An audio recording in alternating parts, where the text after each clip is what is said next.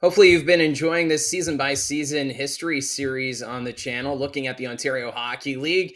Right now, let's take a look at the 1997-98 season, and we would see a new team added, bringing it to 18 teams across the Ontario Hockey League with the Toronto St. Michael's Majors. And early on, they would play out of Maple Leaf Gardens. And this is a name that's been brought back.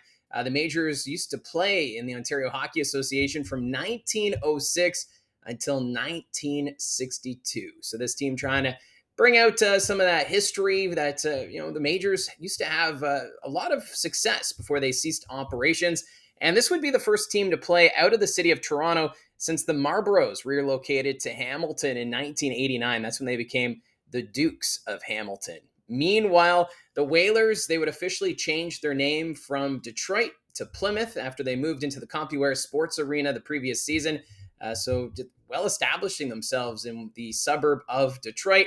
And with the Majors being added to the league, we would also need realignment for the division. So Toronto, they would go into the East Division, while the North Bay Centennials, they would shift on over to the Central, and the Erie Otters, they would move into the West. And it was kind of odd that first season seeing Erie and Sudbury playing in the same division. So Erie would move into the West, and that would mean we would have three divisions of six teams. So things starting to balance out a little bit, although we have another two teams to talk about in an upcoming video. Looking at the standings, it was the Ottawa 67s once again leading the East Division. They had a record of 40-17-9, good for 89 points. The Belleville Bulls finishing second, 41-22-3 was their record for 85 points. The Kingston Frontenacs, they would place third with a record of 35-27-4 for 74 points. The Oshawa Generals, 26-32-8 was their record for 60 points, while the Peterborough Petes, fifth in the division with a record of 20-36-10 for 50 points. And the Toronto St. Mike's Majors in their first season would miss the playoffs, and they would have a record of 15-42-9 for 39 points. In the Central Division, the Guelph Storm just continue to have some solid teams in the mid 1990s. In this year, they would finish first in the Central, the record of 42-18-6 for 90 points. The Barrie Colts, second with a record of 38-23-5 for 81 points. The Kitchener Rangers, third with a record of 27-29-10, good for 64 points. The Owen Sound Platers, they would finish fourth, 27-34-5 for 59 points. The Sudbury Wolves, they'd make the playoffs with a record of 25-34-7 for 57 points.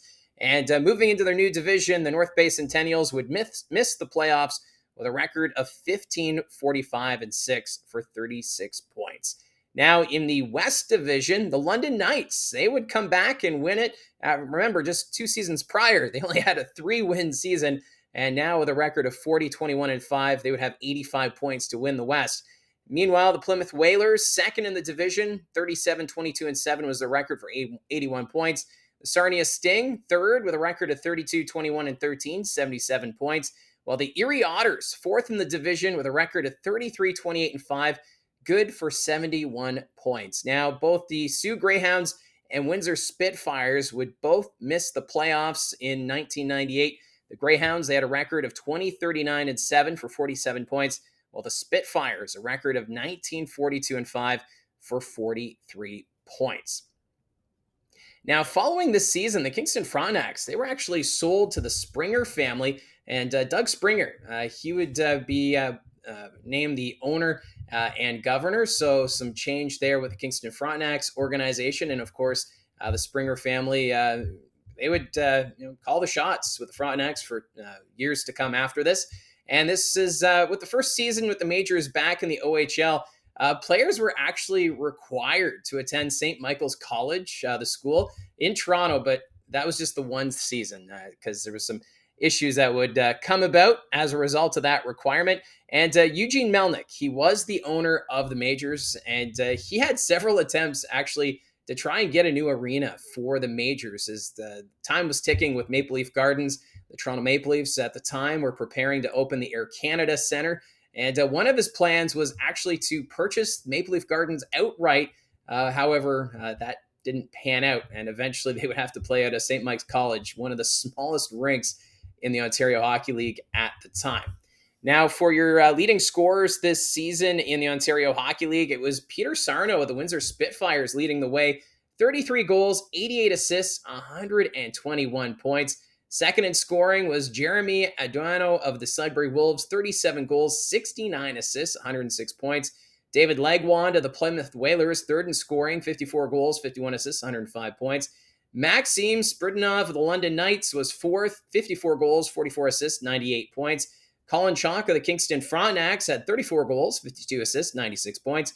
Also from the Frontenacs, Rob Mayu, 55 goals, 40 assists, 95 points. Jay Legault of the London Knights is next in scoring with 39 goals, 56 assists, 95 points. Chris Allen of the Kingston Frontenacs, he was eighth in scoring, 38 goals, 57 assists, 95 points. 9 is John Sim of the Sarnia Sting, 44 goals, 50 assists, 94 points. And rounding out the top 10 in scoring this season would be Justin Papineau of the Belleville Bulls, 41 goals, 53 assists, 94 points. Now, in the playoffs, the Guelph Storm and Ottawa 67s would both get buys. And remember, the previous season in 1997, Ottawa waived their bye and gave it to the second place Oshawa Generals, who would, of course, go on to win the championship in 97. So this time around, the 67s decided they would take their bye.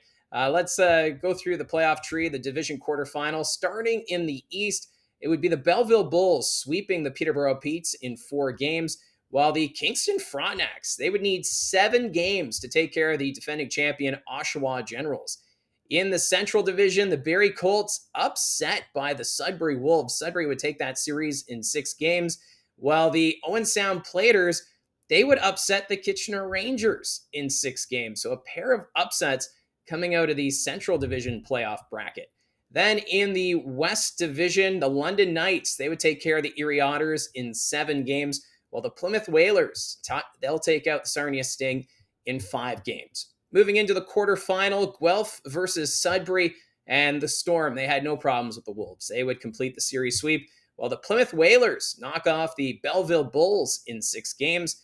And then the Ottawa 67s, fresh off of their bye, they had no issues with the Owen Sound Platers. They would win that series in 5 games, while the London Knights and Kingston Frontenacs would go head-to-head, and it would be the Knights taking care of the Fronts in 5 games. In the semifinal, it would be the Guelph Storm versus the Plymouth Whalers. The Storm, no problems there. They would complete the sweep, while the Ottawa 67s, they would sweep their series as well over the London Knights. So in the J. Ross Robertson Cup final, we would get the Guelph Storm and the Ottawa 67s. This is 2 trips to the OHL final for the Guelph Storm in 3 years. Their previous trip ended with a defeat to Peterborough, but this time around, it would be the Storm winning the 1998 OHL Championship over the Ottawa 67s in 5 games. So what a run it was for the Guelph Storm. So they would go to the 1998 Memorial Cup being held by the Spokane Chiefs of the Western Hockey League. So the Chiefs, they would be joined by the Portland Winterhawks, who would represent the WHL, and the Val-d'Or of the QMJHL would be there as well. Now the Storm, they had a record of 2-1 in the round robin, so they would have to face Spokane in the semifinal, where they needed overtime to defeat the Chiefs. So the Storm off to the Memorial Cup Championship, and in the final, they would need overtime again, but this time they would fall to the Portland Winterhawks by a score of 4-3. And this Guelph Storm organization, I think they kind of get overlooked when you go over the history of just how strong of a franchise this has been, with numerous trips to OHL finals and the Memorial Cup. But again, 1998 falling just short against the Portland Winterhawks. Your award winners from the 1998 season, starting off with the Red Tilson, it would be David Legwand of the Plymouth Whalers taking home that title. Peter Sarno, the Windsor Spitfires, he would take home the Eddie Powers Memorial Trophy. The Matt Layden Trophy went to Gary Agnew of the London Knights, while the Jim Mahan Memorial Trophy, Maxim Spridunov of the London Knights, Chris Allen of the Kingston Frontenacs, he would win the Max Kaminsky Trophy. The OHL Goaltender of the Year, Bure Amidovsky of the Toronto St. Michael's Majors. He was kept busy in that first season of being in the expansion draft. The Jack Ferguson went to Jay Harrison of the Brampton Battalion. So Brampton on the horizon, as Harrison was the first overall pick in the spring of 1998. The Dave Pinkney Trophy went to Craig Hillier and Seamus Kodiak of the Ottawa 67s. The OHL Executive of the Year, Paul McIntosh of the London Knights. The M's Family Award would go to David Lagwand of the Plymouth Whalers, and Manny Malhotra of the Guelph Storm. He would take home the Bobby Smith Trophy. So 1998, quite the memorable run for the Guelph Storm organization.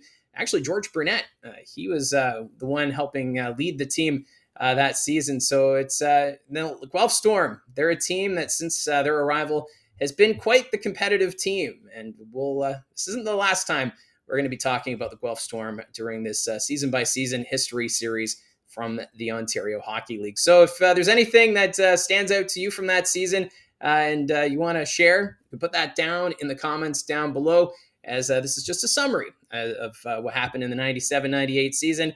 And I appreciate all your support. If this is your first time seeing a video from the series, I do have a playlist in the OHL History tab that you can check out and follow along as we continue through the offseason for the Ontario Hockey League. Thanks again for all your support. Don't forget to hit like and subscribe, and we will talk to you again soon.